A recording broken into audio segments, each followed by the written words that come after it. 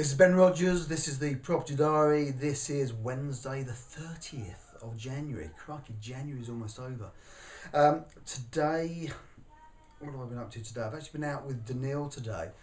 We actually went out with the intention of finding some mortgage brokers just locally that we can chat with. I wanted to sort of teach him the way that we bring mortgage brokers on board, and so he's popped into town. Took a complete list of all the mortgage brokers in the area, and thought that's great. We can just wander up and down the high street, we can pop in and see them, start having a conversation with them, bring them on board. I wanted to do this, so I wanted Dyneal to see this face to face rather than just over the telephone. I think the first amazing thing was we couldn't find a single mortgage broker. They don't exist anymore. None of the mortgage brokers on our list in that area was there. Even down to the point where it kind of got on the telephone with the telephone numbers that we had, and they didn't exist. The only telephone number that rang went through to a fax machine. How bizarre is that? So we thought, right, we'll go and have a chat to some estate agents, because estate agents quite often have mortgage brokers in there. We went into two estate agents. Yes, they had mortgage brokers, no problem. Apart from the not in today, today's a day off. Holy cow! How hard is it to get hold of a mortgage broker if you wandered up down the high street? So, long story short, we then went into one estate agent who didn't have the mortgage broker. Pam was off today, and so we had a chat with them. The guy knew me from sort of old times. I'd actually bought two properties from his previous estate agency a couple of years back, so he kind of knew who I was, and that's fine. Kind of told him what we're up to these days, and it was quite funny because he said, "You're not one of those guys. I've seen a guy drive around a smart car with I'll buy your house." I said, "No, that's not me. No, mine's a PT Cruiser." And then he said, and kind of his face went sort of kind of a different sort of shade. He said, "You're not one of those guys that actually puts up those handwritten yellow signs, are you?" And I kind of trying to hide the smile back, said, "Oh, really? Well, what do you think of those?" And he said, "If I'm being honest, I hate them. Absolutely hate them. I think they kind of bring what we do kind of down and make it unprofessional." And he said, me with my sort of commercial professional hat on, I just don't like them at all." He said, although in all fairness, I've actually called a couple myself, and a couple of friends I know have seen them, and they've called up as well. And he said, I said, his words were something along the lines of this. He said, "I think what it is, our signs are great because they show the professional image that we have. But I think that what those yellow signs do, they're a bit like just the bloke round the corner who wants to sell a house. So I can understand why people would call." I said, "Yeah, it's funny that, isn't it?" So it was quite interesting getting his feedback, from a professional point of view, what his thoughts were on ugly signs. So I didn't want to tell him I've just got a really ugly van and he was going to see that parked outside his estate agency at some stage. I thought, well, that might be a bit too far. Anyway, I kind of talked about it. I kind of started going into what we actually do, but there was no way that we were going to get any business from him, even though I bought two properties from him in the past. Now, how about that for weird? So, okay, that's fair enough. That estate agency now is in my 3 Lets campaign, and Anthony will be just putting that into the process and the system. So we went then over to another estate agent, which I thought was an estate agent. I know them from the past. They used to be a couple of investors who then went the route of opening up an estate agency. Turns out it's not an estate agency, it's a letting agency.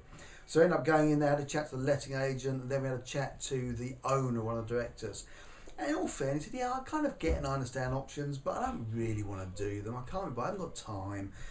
I said, "That's great, because we work with letting agents all over the country, and here's what we find. We find that actually they haven't got time because they're dealing with their letting agency business. But what they find and what they tell us is they have a bunch of landlords who have some properties that aren't the best." And I said, where we work really well with them is those properties are a bit of a pain in the neck. The ones that have always got some work doing to them. They're the property that you always get the telephone call from in the office, always maintenance to do. There's always unhappy tenants. The landlords don't want to do any work, they don't want to spend any money on it. Those are the properties that the letting agents we work with seem to bring to us because we can solve those problems. I said, have you got anything like that on your books at the moment? He said, well, yeah, we have actually. And then blow me, just wouldn't tell us any more, wouldn't give us any information about it. So I wasn't going to hammer the point home there. I just wanted to give Dyneal a bit of an idea about what sort of conversations we'll have with these guys. I actually invited them along to the Kent Property Club. I said, oh, I know about that. He said, yeah, I really think I should go, but you know, I'm not sure it's going to benefit me. I said, the Kent Property Club, by the way, is the monthly networking club that we have 50, 60 people come along. And I said, you should come along.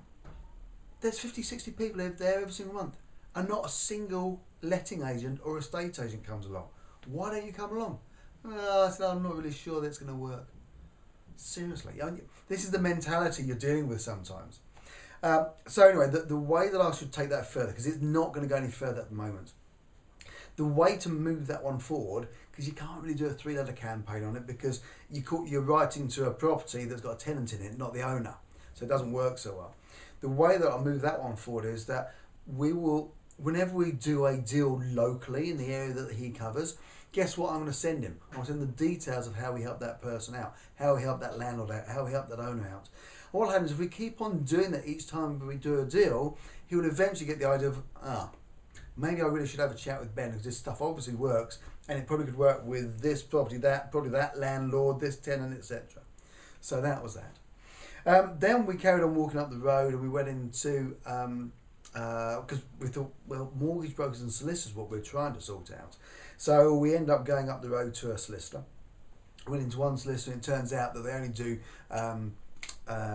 criminal law, so that's no good to us, don't do conveyancing. Then went a bit further up the road into another set of solicitors that I've kind of met with and done some stuff with in the past, but we've never done options with them.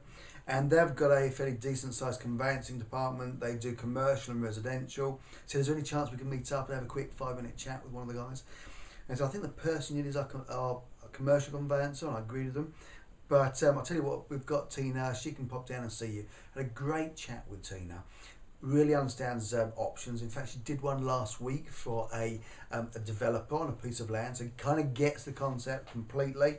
Had some good ideas about what we could and what we couldn't do. That's great. I expect every single solicitor to have that issue with us, and every issue with kind of the contracts. And what was great was that I asked her a cheeky question, and it's always worthwhile you doing this when you speak to solicitors. Ask the question. Look, you probably know the solicitors, you're dealing with them day in, day out, you know, you're in contact with them via email, on the phone. Tell me. I said, look, you kind of conspiration, was that the right word? Don't know.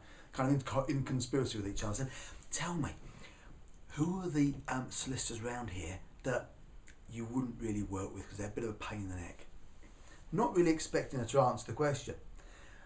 Because there's normally 2 questions I ask. I say, well, look, who would you recommend? Who do you work with really, really well? And say, look, hey, if we had stuff that was coming through from them, we know it's going to work easily.